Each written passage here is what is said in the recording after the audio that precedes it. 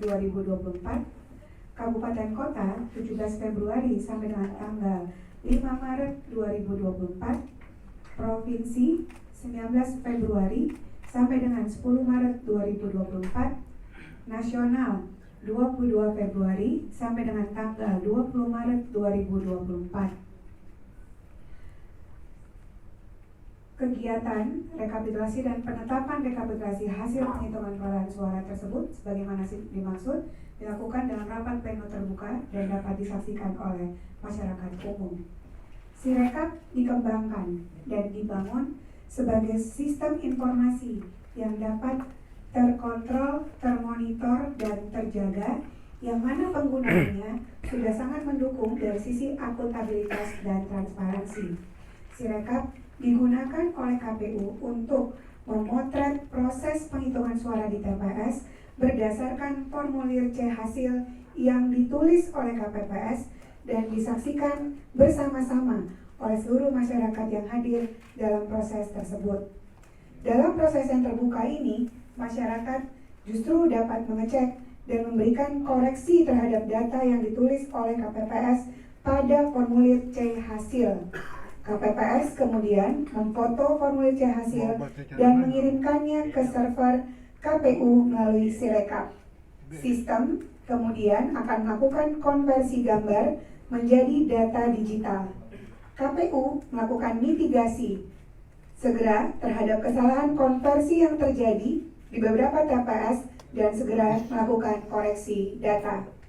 Sebagai bentuk transparansi, KPU membuka akses kepada seluruh masyarakat Indonesia, baik di dalam maupun di luar negeri, untuk dapat melihat hasil perolehan suara berdasarkan formulir C hasil dan hasil konversi data oleh Sirekap melalui portal pemilu2024.kpu.go.id.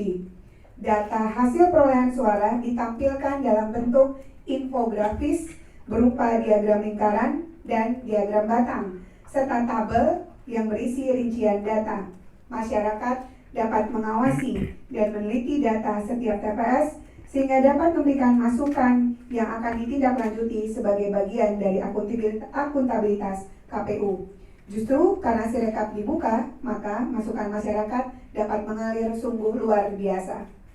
Formulir C hasil yang didokumentasikan dan dicatat dalam Sirekap menjadi data otentik terhadap proses yang terjadi di TPS yang harus dijaga dan dimiliki oleh KPU sebagai penyelenggara.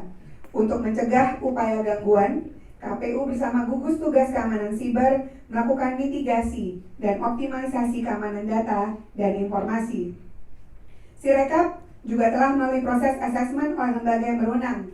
Data pada formulir C hasil yang dikumpulkan oleh Sirekap merupakan data publik yang tidak memiliki kerahasiaan ataupun data pribadi di dalamnya, sehingga publik dapat akses, dapat lihat, dapat catat, bahkan mengumpulkan data tersebut bisa di-save untuk melakukan pengecekan terhadap proses yang terjadi di TPS. Proses unggah formulir C hasil oleh KPPS yang berjumlah 1,6 juta orang.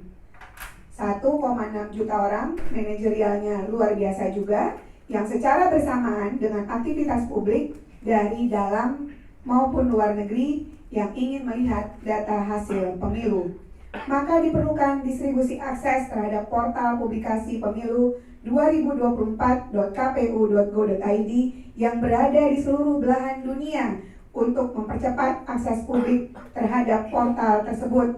Seluruh data Sirekap diproses dan disimpan dalam pusat data yang berada di Indonesia sesuai dengan regulasi dan peraturan perundang-undangan yang berlaku.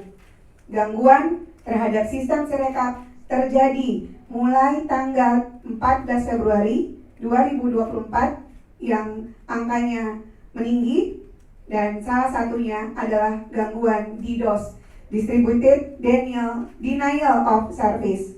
KPU bersama tim gugus tugas cyber terus melakukan upaya-upaya penanganan terhadap gangguan tersebut bahkan sampai hari ini. KPU memerlukan dukungan untuk mewujudkan pesta demokrasi yang jujur dan adil melalui sistem informasi kepemiluan yang dapat diakses oleh publik secara mudah, cepat, tepat, transparan, dan akuntabel. Alhamdulillah tidak ada isu keterlambatan teman-teman untuk akses Sirekap, sekaligus untuk save C1 Plano dalam bentuk image. Oleh karena itu, KPU mengajak masyarakat turut serta dalam mengawal hasil pemilu. Terima kasih Mbak Betty. Teman-teman mohon balik kanan kameramen dan juga yang mau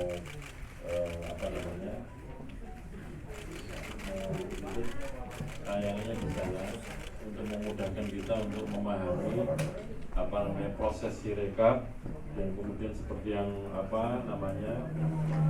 kami sampaikan beberapa waktu yang lalu bahwa ada kesalahan untuk konversi dari format foto ke format angka itu. Nah, nanti akan dijelaskan Mbak Betty kira-kira prosesnya seperti apa sih, dan kemudian oleh Sirekap yang bisa dikenali atau bisa ditemui itu ada kesalahan dan kemudian sudah dikoreksi berapa gitu. Silakan Mbak Betty.